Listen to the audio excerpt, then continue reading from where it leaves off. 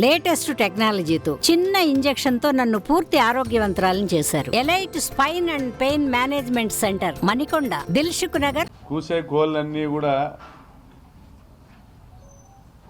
ప్రజల నిర్ణయాన్ని, ప్రజల తీర్పును జూదంగా మార్చుకునే ప్రయత్నం చేస్తూ ఉన్నాయి. ఈరోజు రాష్ట్రంలో ఎన్నిక జరిగింది తెలుగుదేశం పార్టీకి, వైఎస్ఆర్ కాంగ్రెస్ పార్టీకి కాదు. రాష్ట్రంలో ఎన్నిక జరిగింది విశ్వసనీయతకు, మోసానికి జరిగిన ఈ ఎన్నిక ప్రజలు విశ్వసనీయతకు పట్టం కట్టినారు. ఈరోజు అనంతపురం జిల్లాలో 14 సీట్లు కూడా గెలవబోతా ఉన్నాం. బాలకృష్ణ కూడా ఓడిపోతా ఉన్నాడు కాబట్టి సౌండ్ చేయడంలే.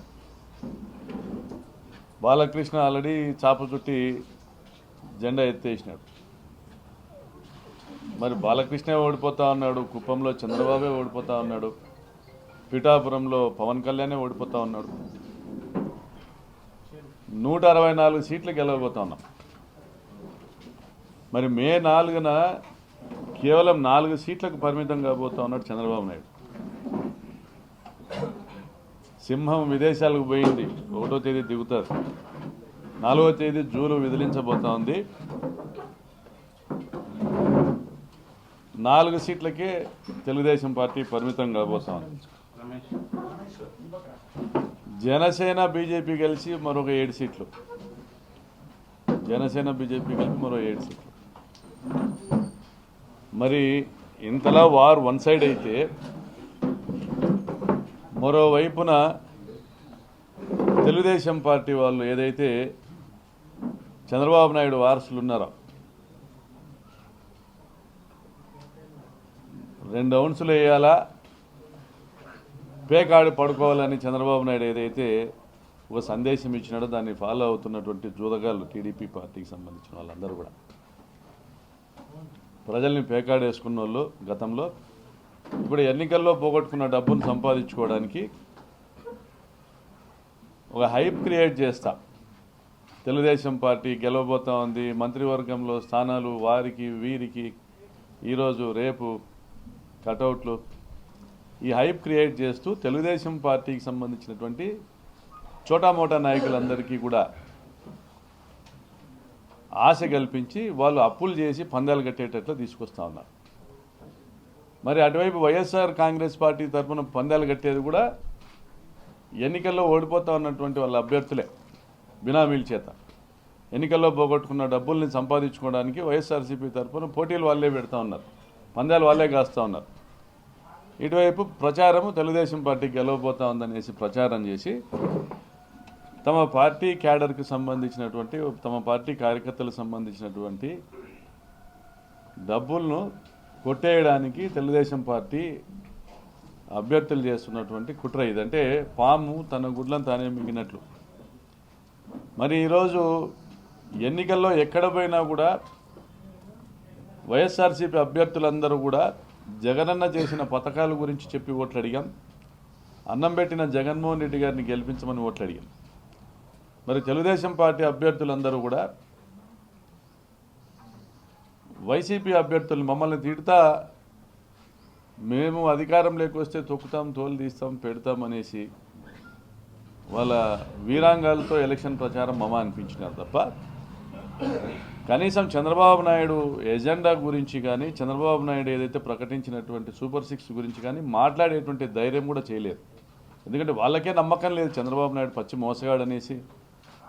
ఈ రాష్ట్రంలోని తెలుగుదేశం పార్టీ అభ్యర్థులు అందరూ కూడా నమ్ముతూ ఉన్నారు.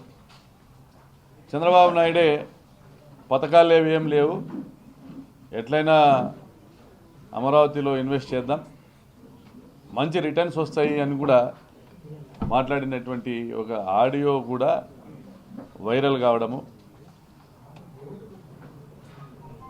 తమ నోటికాడు ఉన్నటువంటి కూడును ఎక్కడ చంద్రబాబు నాయుడు లాగేసుకుంటాడో అనేసి, తమ నోటి వరకు వచ్చినటువంటి ముద్దను ఎక్కడ చంద్రబాబు నాయుడు లాగేసుకుంటాడో అని భయంతో ఓటర్లు అత్యధిక శాతంగా పొద్దున్నే 6ంటికే బారులు తీరి దాదాపుగా 80% పైగా ఓటింగ్ను నమోదు చేయడం జరిగింది. సంక్షేమ పథకాలకు మద్దతుగా ఓటింగ్ చేయడం జరిగింది. ప్రభుత్వము చేసినటువంటి సాయానికి మద్దతుగా ఓటింగ్ జరిగింది. కాబట్టి ఈరోజు రాష్ట్రంలో ఒక ప్రభంజనం నడిచింది, జగనన్న ప్రభంజనం నడిచింది. ఇంకెన్ని రోజులు ఉంది? 4వ తేదీ 164 సీట్లతో అధికారంలోకి రాబోతా ఉన్నాం. 164 సీట్లు, ఇది ఒక చరిత్ర. జగన్మోహన్ రెడ్డి గారు ఆషామాషిగా చెప్పలే వైనాట్ 175 అనేది. వైనాట్ కుప్పం అనేసి, కుప్పం గెలవబోతా ఉన్నాం, హిందూపూర్ గెలవబోతా ఉన్నాం. వైనాట్ 175 అంటే అన్ని అస్త్రాలను సిద్ధం చేసుకుని యుద్ధానికి సిద్ధమైనాడు జగనన్న. సిద్ధం సభతో రాప్తాడు, సిద్ధం సభతో ఛాలెంజ్ విసిరినాడు. కేవలము విశ్వసనీయత ఆధారంగా ఎన్నికలు లేకపోతే జగన్మోహన్ రెడ్డి ముందు నిలబడలేమని చంద్రబాబు నాయుడు మోసము, కుట్ర, మేనేజ్మెంట్తోనే ఎన్నికల్లో పోటీ ఇవ్వగలుగుతామని బీజేపీతో జతకట్టినాడు. ఈరోజు రాష్ట్ర ఎన్నికల కమిషన్ని చెప్పుచేతల్లో పెట్టుకొని పురంధరేశ్వరి, చంద్రబాబు నాయుడు తమకు నచ్చిన అధికారులను వేసుకున్నారు. తమకు నచ్చిన అధికారులను వేసుకున్న చోట్లే గొడవలు జరిగినాయి. అనంతపురం జిల్లాలో ప్రశాంతంగా ఎన్నికల వాతావరణం ఉండగా ఎస్పీని ట్రాన్స్ఫర్ చేశారు. తాడిపత్రిలో గొడవలు జరిగినాయి. నర్సరావుపేట ప్రాంతంలో ప్రశాంతంగా ఎన్నికల వాతావరణం ఉండగా ఎస్పీని ట్రాన్స్ఫర్ చేశారు. అక్కడ కూడా గొడవలు జరిగినాయి. అంటే ప్రీ ప్లాన్డ్గా దౌర్జన్యమైనటువంటి వాతావరణాన్ని క్రియేట్ చేసుకుని ఎలక్షన్లో గెలవాలని ప్రయత్నం చేసినారు. అసలు ఈ ఎన్నికల్లో పోలీస్ బందోబస్తు ఎంత బలహీనంగా ఉందంటే 10 పోలింగ్ బూతులు ఉన్నటువంటి పిలుగుండ్ల క్వార్టర్స్ దగ్గర ఒక హెడ్ కానిస్టేబుల్, ఫ్యాక్షన్ చరిత్ర కలిగినటువంటి నసనకోట పంచాయతీ దాదాపుగా 8 పోలింగ్ బూతుల దగ్గర అందరూ పోయి ఆ స్థానిక రాజకీయ పార్టీలన్నీ పోయి కంప్లైంట్ చేస్తే అక్కడ మళ్ళీ బందోబస్తు నియమించారు. అది కూడా